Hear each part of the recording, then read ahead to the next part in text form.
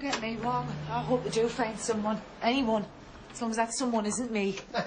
Such generosity? I don't do hospitals, Eric. And I don't do needles, especially not those big fat horse tranquilizer needles that they use. And you won't have to, because the search for a donor won't include you. Are you telling me my bone marrow isn't good enough? I'm telling you that you're over the maximum age limit. What, are you calling me old? I'm just pointing out that your mature years rules the road. Says old Father Time himself. Indeed. Or I'd be the first in the queue to volunteer to be tested. But me and Diane are definitely ruled out. Yeah. They've not found anyone yet? No, early days though. Not to say they won't. And what were you doing up and out at the crack of dawn? Just wanted to make an early start. When every other teenager on the planet has to be prized out of their pit with a crowbar. And tables laid for breakfast. Now, call me cynical, but, what do you want? Nothing. I'm just trying to be helpful. And I bashed the Hoover about a bit. Got the guests up nice and early. For heaven's sake. Well, the sooner they get checked out, the sooner we can make a start in their rooms. Want them to look brilliant for the photographer, don't we? Not if I have to give my customers a refund. It'll do them good, man. The early bird catches the other bird, doesn't it? Do you want a cup of tea? Yeah.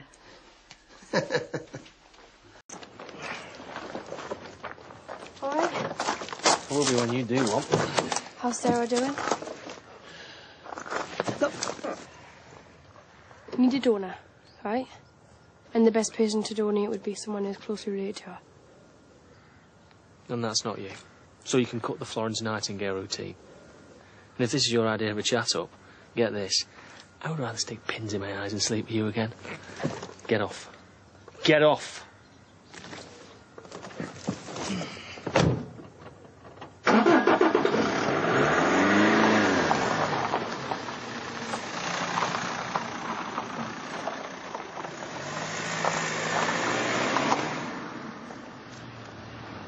What was all that about? No, nothing. I'll see you back at work. Surgery's full, I'm afraid. If you need an appointment, ring tomorrow between 8 and 8:30. I need to see a doctor now. You saying it's an emergency? Yes. It's urgent. What kind of urgent? Pregnant girl, urgent. Look, if something happens to my baby because you won't let us see her. Take a seat.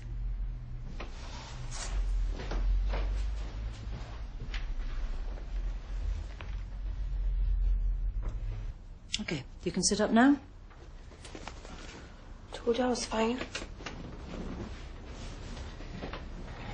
You can't go on like this, Amy. You've missed all your antenatal appointments, and the midwife says she can't contact you. I told you. No numbers, no visits, no nothing. I know you're sensitive about this pregnancy. It's my body. I decide who I tell. You owe it to your baby to look after yourself, and you're not doing that by missing appointments. You really need to make contact with your midwife. Look, we need to keep an eye on you. We need to make sure that you're well and that the baby's developing normally. I don't care what's happening to it. Every woman has questions about what happens during the birth, and the midwife can answer them. And I can reassure you that it's really nothing to worry about. As long as the knock is out, I'm not bothered. You shouldn't be going through all of this on your own.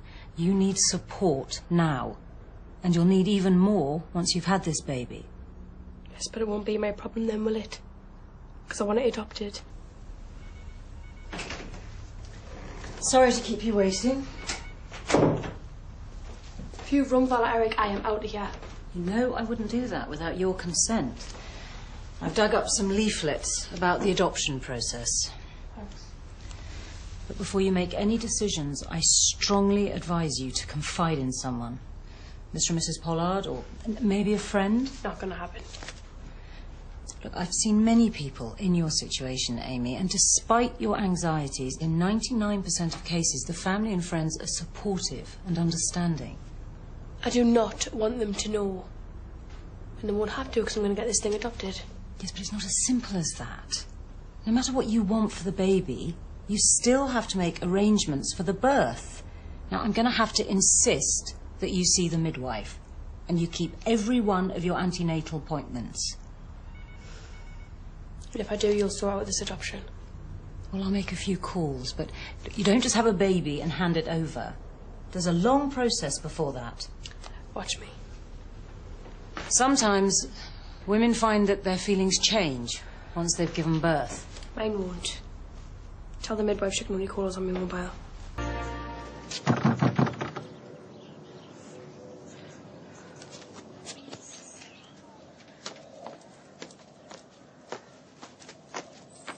Okay.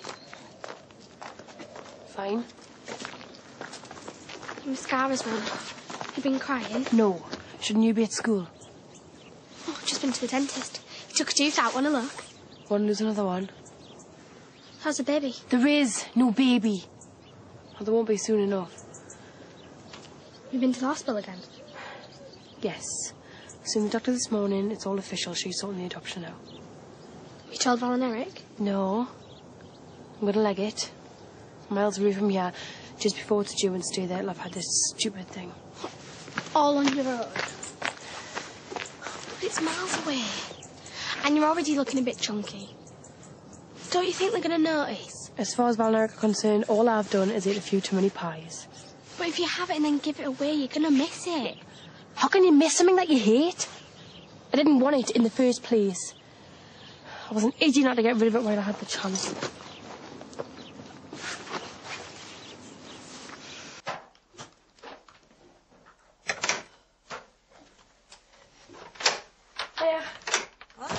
The Wanderer returns.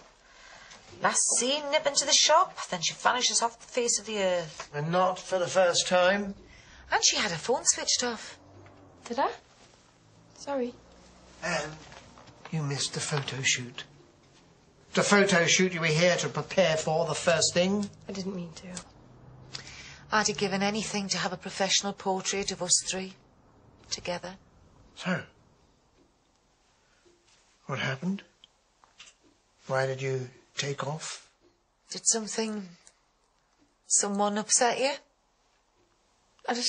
I got a phone call from an old friend and it really wound us up, so sorry. Old boyfriend? No? Because if it is a fella that's bothering you, you're better than that.